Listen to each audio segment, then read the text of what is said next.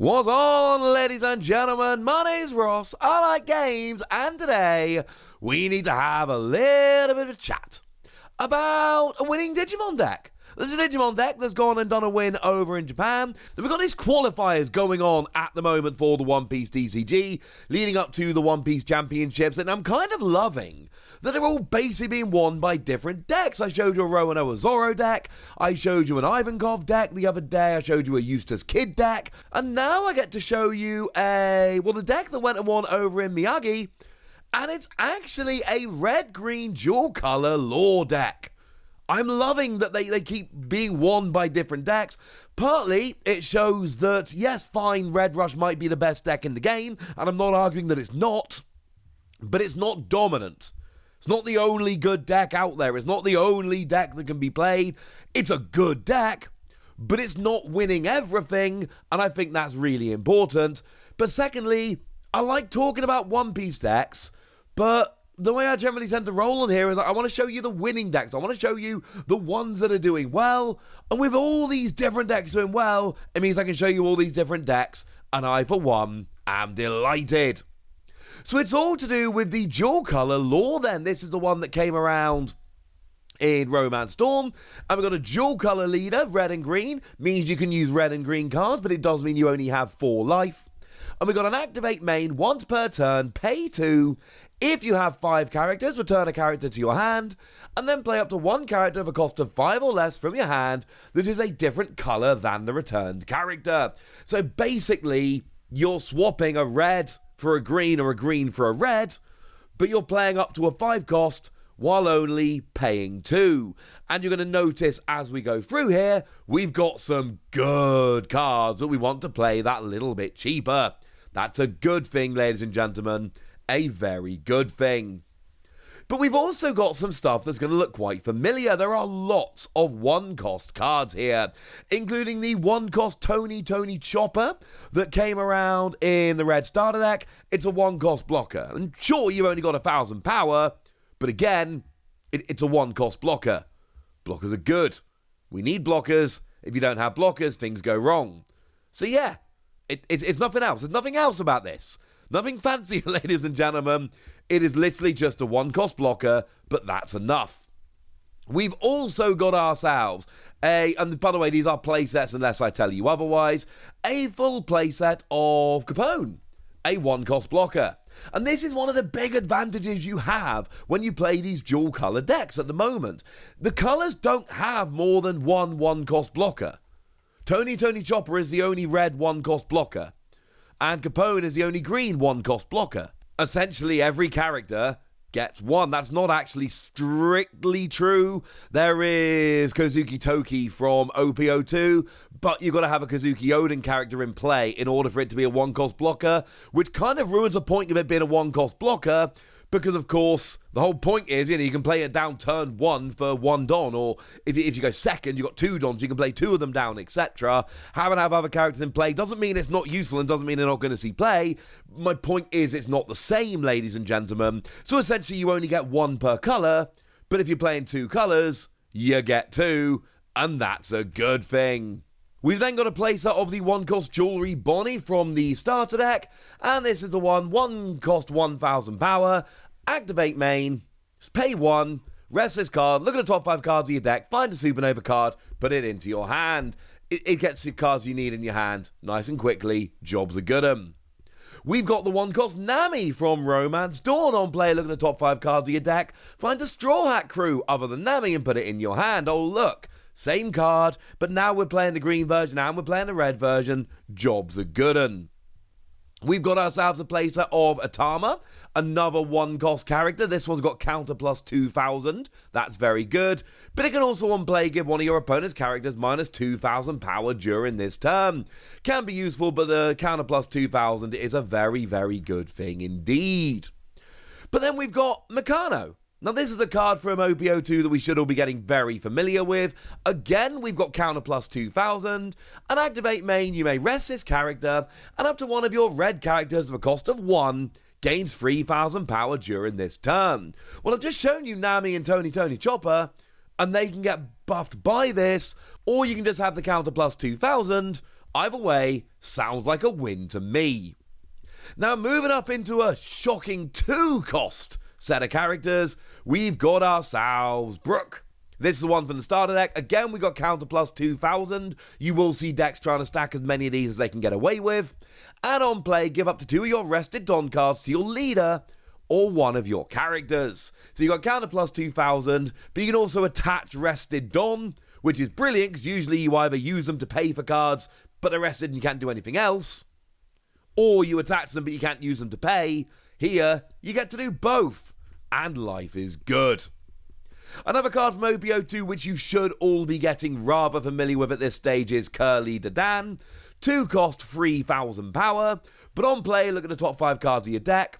Find a red character of a cost of 1 or less and pop it into your hand. So you've got Meccano to buff them and Curly Dadan to find them. And like I say, we've got Tony Chopper and you've got Nami here, which is important because they're usually a bit too weak to do anything other than, block or search. But now that's not the case anymore, and that's a very good thing.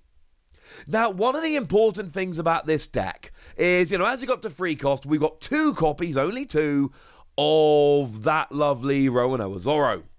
But if you're thinking, hang on a second, we're getting a long way through this deck profile, and you've not really shown us very expensive characters, there's nothing above a 5 cost. Because remember what Trafalgar Law does. It lets you swap a red for a green or a green for a red character in play for 2 cost, but only if they're 5 or less. How do you make sure you don't end up with a handful of cards you can't play? Don't play any that are above 5. There we go. Job's a good un. But we got Roanoa Zorro. It's a 3 cost with Rush. It's that one. That's all you need to know. But it can be a 2 cost here with your leader, and that's a pretty cool thing. Now, we got ourselves a playset here of another new card from OBO2. I think it's fair to say one that doesn't see quite as much play as some of the others we've mentioned. I don't think that's unfair. It is Vista, 3 cost, and on play, KO up to one of your opponent's characters of 3,000 power or less.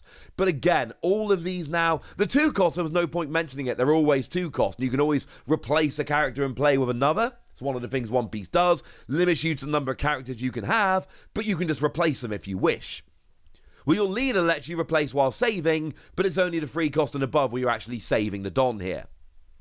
But you're getting rid of a weak character. Not bad, ladies and gentlemen. Not too bad. We've also then got a couple of copies of X Drake. Now, this is a 2 of you are not getting a playset. This is the one from Romance Dawn, 5 cost, 6,000 power, and on play, KO up to one of your opponent's rested characters with a cost of 4 or less. So a similar kind of thing here where you're just taking out characters, but whereas Vista was 3,000 power or less, this is cost of 4 or less. And I didn't say it explicitly, so let me say it now. We've moved on to look at 5 cost characters, and as I've told you, we're not going above. We are sticking at 5 cost characters. Nothing more expensive is going to be played in this deck. But these are your removal cards. These 2 are the cards you're going to be using to get your opponent's pesky characters off the field, and this is good. We got blockers, we've got searching, we've got counter plus 2,000, we've got somebody with rush, we've got lots of different tricks. And then I kind of adore the fact that the other 5 cost characters are just lore. It is a Trafalgar Law deck that plays 8 other Trafalgar Law cards. 4 of them are the one that came around in Romance Dawn. 5 cost, 6,000 power with blocker. We were a bit light on blockers, this helps that. But remember, it's a 5 cost that can be played as a 2 cost if you play it over a red card. Hey, remember how we've got 1 cost red cards? And then you can replace this? Yeah. But they've obviously done what they're supposed to do first. And on play, you can return a character to your hand and play up to a character of a cost of 3 or less from your hand. So this actually kind of doubles up on what your leader's doing. You can play a 3 cost or less, just instead of another one, but it doesn't have to be the other colour. Remember, the leader makes you swap a red for a green or a green for a red. This is any, and it's got blocker, and it's 3 or less, but the only ones that aren't 3 or less are the X-Drake I just showed you, and the 2 lore we're talking about now. All the other characters can be done here. This is good. This is very, very good. We've then got a playset of the Trafalgar Law that came around in the starter deck. Playset of each. 8 lore plus the leader, not too bad. 5 cost, 6,000 power, and on play, set up to one of your Supernovas or Heart Pirates type rested characters with a cost of 5 or less to active. But remember, everything is cost 5 or less, so the cost isn't going to be a problem. And it's a 5 cost, but it can be played as a 2 cost, and hopefully by now you can start seeing exactly how this deck is going to start rolling. This is working very, very nicely. You keep the cost down, you play efficient characters of good skills, lots of 1 cost characters, bunch of 2, couple of 3, and then some 5s at the higher end, but nothing above that, and it all works out rather nicely indeed. And then in terms of events, we've got one event. We're playing 3 copies. It is Gum Gum Jet Pistol. I should tell you, I forgot to say a minute ago, my apologies. The Machino I showed you earlier is a free of, otherwise we'd be at 51 cards and that would not be good. So Machino and this are free ofs, and X-Drake and Roanoa are 2 ofs. Everything else is a playset. And what we got with Gum Gum Jet Pistol here is a 4 cost, KO up to one of your opponent's characters at 6,000 power or less, and a trigger that does the same thing. And you'll notice here we've got a bunch of character removal. Green is very good at character removal, red's got some character removal, and basically what you're trying to do here is, if your opponent's got low power blockers, and you're doing the same thing in this deck, let's be clear, a lot of decks are, you get rid of them without having to do the whole attack and get blocked thing, get rid of them so that they can't block. I really like this deck. I don't think it's my kind of deck. I don't think it's one I'm going to be playing personally, but I love the fact, as you see the whole thing on the screen here, I love that we've got a playset of 2 different lore cards with a lore leader. That makes me happy. And I love how this deck works beautifully together, how we're keeping the cost down. We're playing cards, we've got lots of play skills, and lots of things that we can start taking advantage of. I, for one, am loving it. And this is the 4th different championship qualifier winner I've shown you, or preliminaries winner I've shown you, and the 4th different deck, and I think that's rather spiffing. But I want to know what you think. So let me know in the comment section, would ya? Go nuts! Be nice. And then make sure you like this video, subscribe to this channel, follow me on Twitter at the Wasi. That's where we talk about, well, a whole bunch of stuff, but One Piece is among them. And please do consider checking out patreon.com/PTCG Radio, where you can support the channel, get some bonus podcasts where I answer all of your questions, join a Discord and chat with us, and just generally have an awful lot of fun. But by far, the most important thing is always, look after yourselves till next time, would ya? Thank you very much for watching. My name's Ross, and you've been watching Wasi Plays.